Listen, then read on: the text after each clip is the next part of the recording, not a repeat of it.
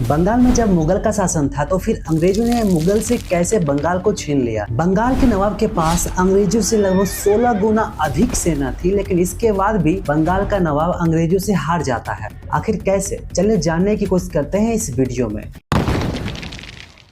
ये बात है 1700 की, जब मुगल साम्राज्य के बादशाह जो है औरंगजेब थे। उस समय औरंगजेब जो है बंगाल के दीवान के रूप में जो है मुर्शिद कुली खान को नियुक्त करते हैं।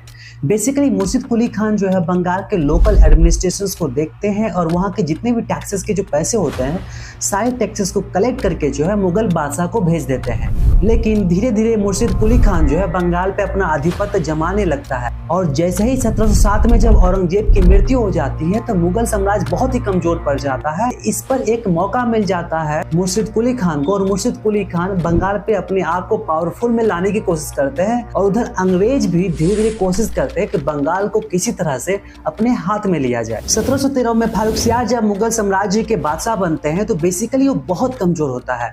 उससे पहले से ही बीमारी होती है, बीमारी के कारण उसे घाव हो जाता है।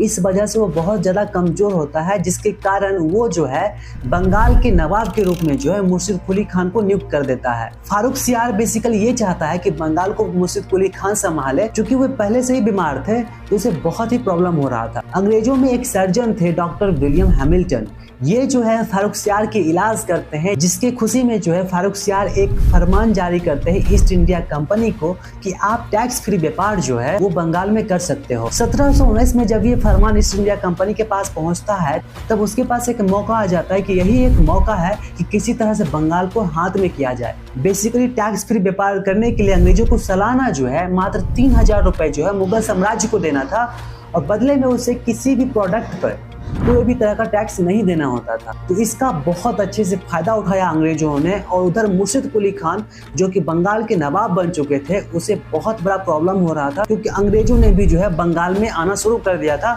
और अपने अपने प्रोडक्ट को बेचना शुरू कर दिया था। और सबसे बड़ी बात तो ये है कि वो लोग टैक्स भी नहीं देते थे, जिसके कारण मुर्शिद कुली खान को बहुत तरह का अंग्रेजों से सामना करना पड़ा।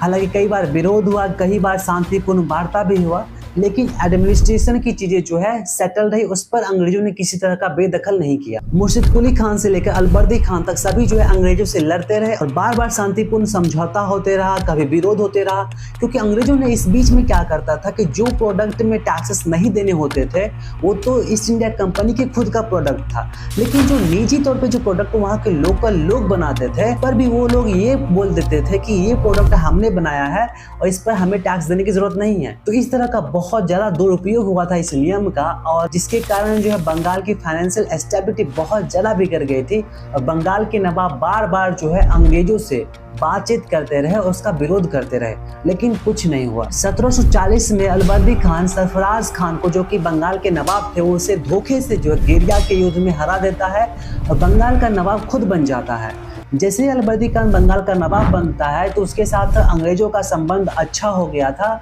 और साथ ही साथ तो कुछ हद तक विरोध भी हुआ था। 1756 में जो है अलबर्दी खान की डेथ हो जाती है और अगला नवाब बंगाल का जो है वो सिराजुद्दौला बनता है। अलबर्दी खान का कोई बेटा नहीं था तो अलबर्दी खान बेसिकली जो है वो अपने नाती को रखे हुए थे, यानी कि जो सिराजुद्दौला है वो अलबर्दी खान का नाती था। और अलबर्दी खान जो है खुद के मरने से पहले ही ये अनाउंस कर चुका था कि अगला नवाब बंगाल का जो है वो सिराजुद्दौला बनेगा, जिससे कि उसके जो सेनापति थे वो खुश नहीं थे, वो था मिर्जाफर। बेसिकली मिर्जाफर जो है सिराजुद्दौला का मौसा था और वो खुश नहीं था क्योंकि वो चाहते थे कि बंगाल का गद्दी उसे मिले। और इधर अंग्रेज जो है खुद को अपने आप को पावरफुल कर रहे थे, क्योंकि जगह जगह ये फोर्ट और किले बनवा रहे थे और अपने सैनिकों को बढ़ा रहे थे। जब बंगाल के नवाब इससे पूछता था कि आखिर आप सैनिक क्यों बढ़ा रहे हैं, क्यों बना रहे हैं सैनिक और क्यों फोर्ट्स बनवा रहे हैं, तो अंग्रेजों का जवाब यही होता था कि हम अपने सिक्योरिटी के लिए जो है सैनिक को बढ़ा रहे हैं ताकि हम पे कोई हमला न कर दे और साथ ही साथ हम फोर्ट बनवा रहे हैं ताकि हम अपने सामानों को सुरक्षित रख सके। इस तरह का बार बार अंग्रेज जो है नवाबों को बेवकूफ बनाते रहे और इधर अंग्रेज उसके पीछे से जो है सैनिक का निर्माण करते रहे और फोर्ट बनवाते रहे। लेकिन ये चीज जो है सिराजुद्दौला को पसंद नहीं आया, क्योंकि सिराजुद्दौला अच्छे से जानता था कि फारुखसियार ने इन लोगों को बस इतना कहा था कि आप टैक्स फ्री व्यापार करो, ना कि आप फोर्ट बनवाओ। तो फोर्ट बनवाना गैर कानूनी है ये संदेश जो है सिराजुद्दौला अंग्रेजों को भेज देता है, लेकिन अंग्रेज जो है सिराजुद्दौला को संदेश को इग्नोर कर देता है और फिर भी फोर्ट बनवाने लगता है। 20 जून 1756 को जो है सिराजुद्दौला जो है फोर्ट विलियम पे अटैक कर देता है। उसमें से 146 अंग्रेजी सैनिकों को जो है ब्लैक होल नाम के जेल में बंद कर देता है। उस जेल का साइज जो है 18 बाय 14 फीट था। उसमें से लगभग 123 लोग मारे गए। इसी घटना को ब्लैक होल ट्रेजेडी के रूप में जाना जाता है। जैसे ये घटना हुआ वैसे ये खबर जो इंग्लैंड तक पहुंच गई, ब्रिटेन के पार्लियामेंट तक पहुंच गया और वहां से रॉबर्ट क्लाइव पे बहुत ज्यादा प्रेशर आने लगे कि आखिर ये घटना कैसे हो गया, आपके होते हुए जो इतने सारे लोग कैसे मारे गए। तो रॉबर्ट क्लाइव यहाँ पे एक दिमाग लगाता है कि क्यों ना बंगाल को अपने हाथ में किया जाए। अगर हमें बंगाल को हराना है तो हमें सैनिकों को बढ़ाना पड़ेगा, क्योंकि उस समय बंगाल के नवाब के पास 50,000 से 60,000 तक सेना था, जबकि अंग्रेजों के पास 2,000 से 3,000 तक सेना थी। तो अब आप ही बताओ कि 2,000 से 3,000 सेना जो है 50 से 60,000 सेना को कैसे हरा पाते। तो इसलिए रॉबर्ट क्लाइव यहाँ पे दिमाग लगाता है कि क्यों ना उसी की सेना में कोई ऐसे लोगों को खोजा जाए जो कि सिराजुद्दौला के विरोध में हो। फिर रॉबर्ट क्लाइव को पता चलता है कि उसके सेना में जो सेनापति है मीर जाफर, वो चाहता है कि बंगाल का नवाब हम बने और उसके मन में जो है सिराजुद्दौला के खिलाफ विरोध की भावना भी है। तो रॉबर्ट क्लाइव यहाँ पे खेल जाता है और मीर जाफर को ये ऑफर देता है कि ठीक है, हम आपको अगले नवाब बनाएंगे, बस आप हमारी इस युद्ध में सहायता करो ताकि बंगाल के नवाब जो है हम आपको बना सके। ऐसा ऑफर मीर जाफर को देता है। मीर जाफर को भी ये नहीं पता होता कि अंग्रेज उसके साथ भी गेम खेल रहा है। देखिए उस समय भारत में जितने भी अंग्रेज थे उसमें से सबसे ज्यादा चालाक जो है वो रॉबर्ट क्लाइव था। रॉबर्ट क्लाइव चालाकी से जो है हर चीज को जीतना जानता था। 23 जून 1757 में जो है पलासी में जो है सेना भेज देता है रॉबर्ट क्लाइव।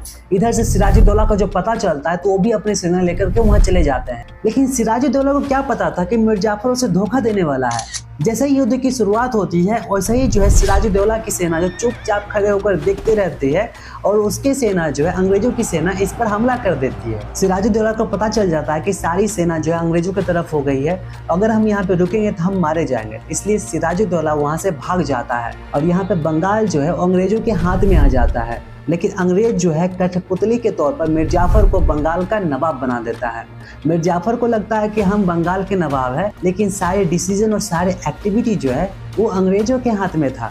सारी चीजें अंग्रेज ही करते थे। इस युद्ध के बाद जो है रॉबर्ट क्लाइव ब्रिटेन चला जाता है और ब्रिटेन में उसे बहुत सम्मानित किया जाता है, बहुत सारा स्वागत होता है। देखिए इतिहास में यही एक युद्ध है जिसमें बंगाल जो है अंग्रेजों के हाथ में चला गया था और इसके बाद से अंग्रेज जो है धीरे धीरे बिजनेस स्ट्रेटजी को कन्वर्ट करके एडमिनिस्ट्रेशन में कन्वर्ट कर देते हैं और गवर्नमेंट की तरह पूरे भारत पे शासन करने लगते हैं, क्योंकि उस समय बंगाल जो है भारत का केंद्र बिंदु था और जो भी अगर बंगाल पे कब्जा कर लिया इसका मतलब पूरे भारत पे कब्जा कर लिया। और इसी कारण जो है अंग्रेज यहाँ से एडमिनिस्ट्रेशन शासन को शुरू कर दिया और मुगल धीरे धीरे खत्म हो गया। तो अगर आप ऐसा ही वीडियो देखना पसंद करते हो तो हमारे चैनल को सब्सक्राइब कर सकते हो।